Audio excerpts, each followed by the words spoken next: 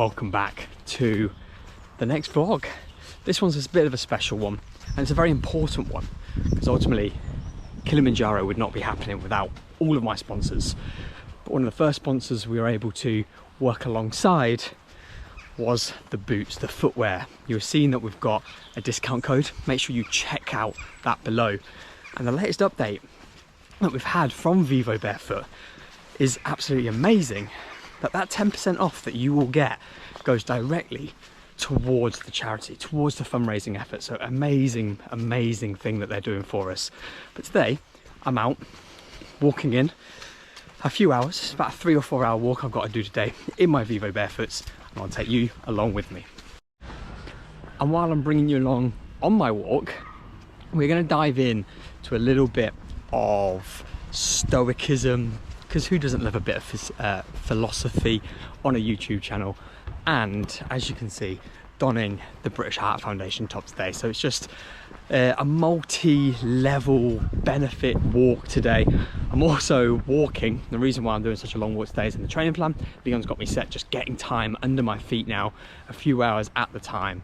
So breaking in the new boots that I've had maybe 4 or 5 trips out, donning the British Heart Foundation, teaching you guys about the benefits of wide-toed Vivo Barefoot footwear and why I'm so happy to be working with them, and also going to collect a bag from an old friend that I see sporadically, but he's kind enough to lend me one of his bags for the team to use while I'm out at Kilimanjaro. So loads and loads of benefits for this afternoon's little trek out.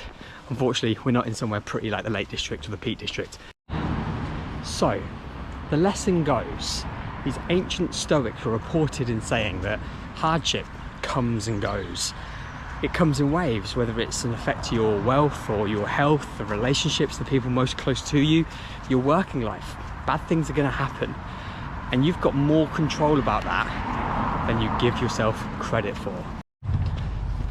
This is because you can practice self-imposed hardship, which has more recently been looked into, researched to help deal with the unexpected hardships. And what do I mean?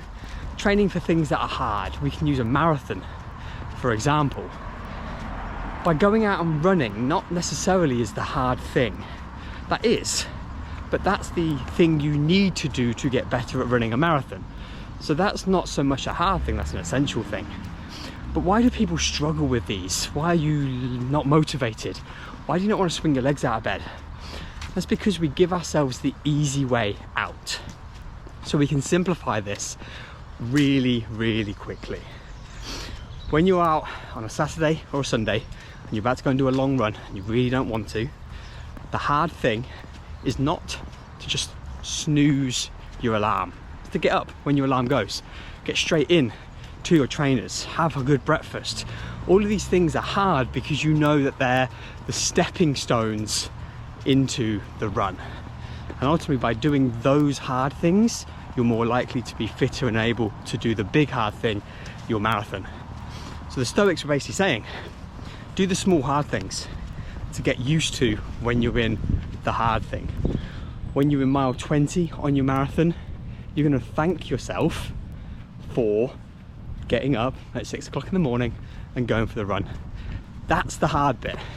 It's not the run itself. The run will be hard, don't get me wrong, but the hard thing that you need to do in the short term is to get out of bed or do some stretches if you've got a little injury, eat a bit better, make that hard decision to cut out that chocolate, cut out some alcohol, and all of those little small hardships will come together and make the big hard event easier.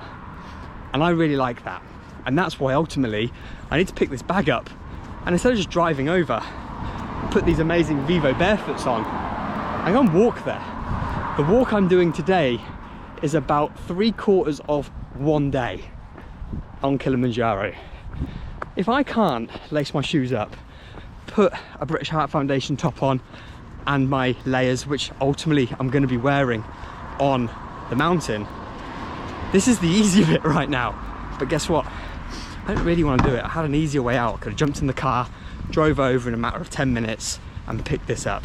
Instead, getting my workout in, breaking in these Vivos. As you can see, they're pretty muddy already.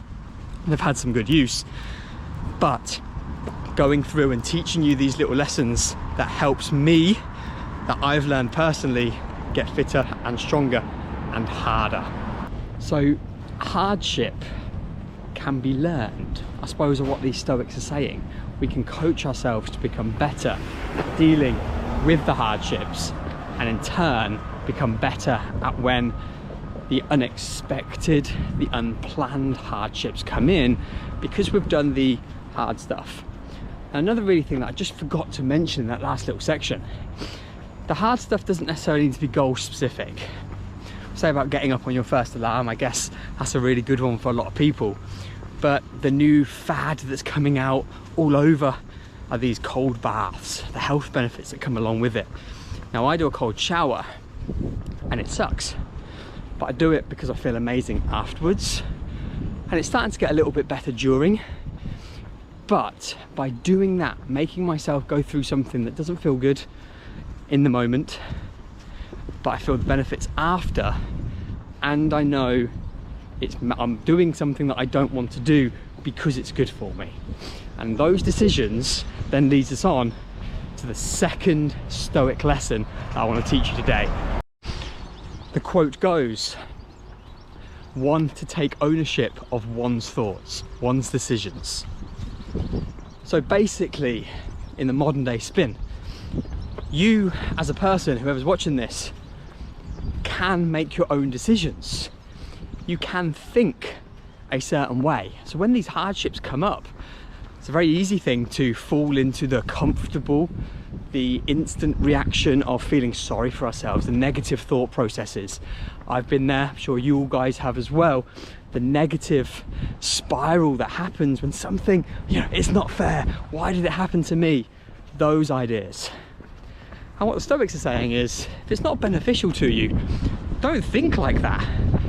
Don't put yourself through a mindset, a thought process that isn't conducive of a positive outcome. Now, that is easier said than done, don't get me wrong, but then we can also take that to a active decision. See, with my line of work with the personal training, people make decisions literally against their goals. People I see every single week will say they would like to do one thing, then they act in a different way. And that idea of actions speak louder than words can kind of tie into this. If you're desperate to lose weight, but you're not getting out and doing those hard things, the things we've just spoke about to get to your goals, then I think your words are trying to speak louder than your actions. And it's that idea, is no one's making you eat the crap, eat the rubbish foods. No one's making you not go out and do the exercise. You're making yourself not to do those things, not do those positive things. And therefore you can then make that decision to get better at the good things. All right, but enough of the Stoic lessons. Let me show you why these Vivo Barefoots are so good. There's a perfect opportunity right ahead. It was bigger and deeper than it looked on video, I promise. Let's get into why these shoes, Vivo Barefoot, are so good for this trip, and why I'm so proud that the team and I have been supported by them to make sure this trip goes as well as possible.